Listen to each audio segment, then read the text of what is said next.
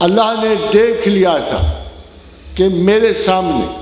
دو بڑی قوتوں کے دو بڑے لیڈر جو ہیں میرے سامنے، شیطان انکار عبادت کر گیا، میرے سامنے آدم نے غلطی کر دی، خدا کے انصاف سے بعید ہو گیا تھا کہ اگر اس کے سامنے اتنی بڑی بڑی خطا ہو سکتی ہے تو پھر اس کے پاس معافی کی گنجائش نہیں رہتی۔ اس نے ایک ایڈوانٹیج دیا نسل انسان کو، اس نے اپنے آپ کو حجاب میں ڈالا۔ اب آپ کے پاس عذر تو ہے کہ ہمہ وقت اگرچہ آپ کا دل اگر آگہی پائے تو ہمہ وقت نگران اللہ کی ذات ہے، مگر ایک ظاہری عذر تو ہے کہ آپ کو ظاہر کی آنکھ سے وہ نظر نہیں آتا اور آپ ادھر ادھر بہت ساری غلطیاں کرتے پھرتے ہو، اس کے باوجود آپ اطمینان میں رہتے ہو۔ اور یہ پروردگار عالم نے دیکھو انصاف کا سب سے پہلا قانون بنایا کہ الذین یجتنبون الکبائر الاسم والفواحش الا اللمم،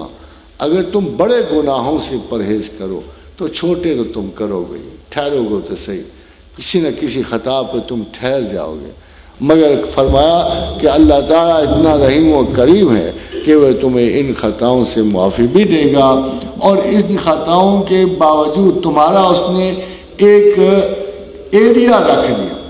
ایک حصہ رکھ دیا خطا کا، تاکہ کوئی بندہ اپنے آپ کو پرفیکٹ کلیم نہ کرے، کوئی بندہ اپنے آپ کو اتھارٹیٹیو کلیم نہ کرے، کچھ نہ کچھ خطا اس میں موجود ہے۔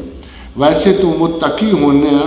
عدل و انصاف پہ چلنے کا نام، متقی اور تقویٰ کا مطلب بھی عدل و انصاف سے زندگی گزارنے والا انسان ہے، اور تقویٰ بہترین بیلنس ہے جو کسی انسان کے اندر پیدا ہو سکتا ہے۔ دو چار چیزیں ہم مانی ہیں، یہ خدا کی سویت، آسمان و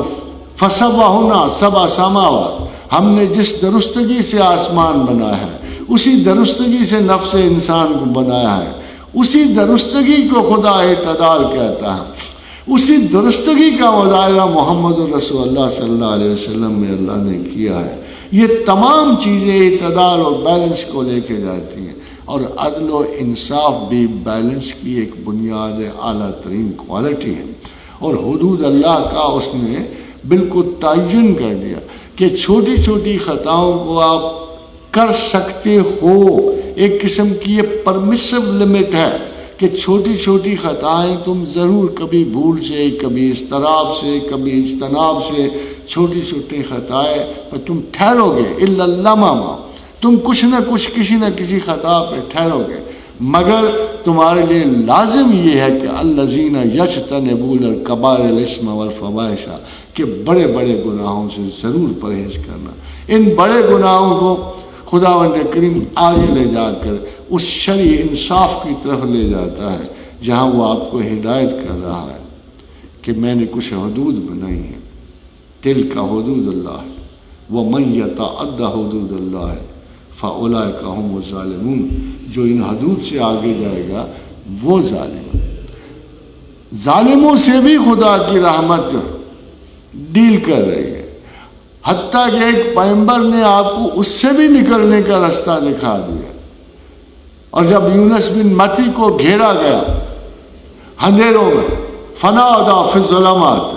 ان لا الہ الا انت سبحانک انی کنت من الظالمین، کہ اگرچہ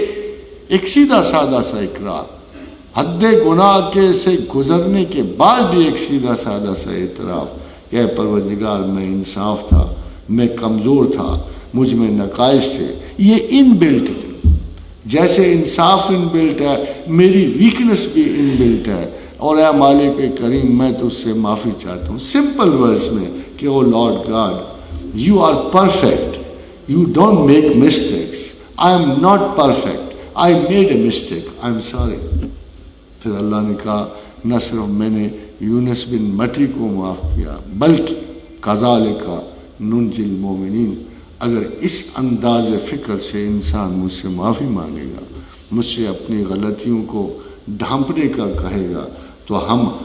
قیامت تک ہر اس مومن اور مسلم کو نجات دیں گے جو اتنے سادہ سے انداز میں ہم سے معافی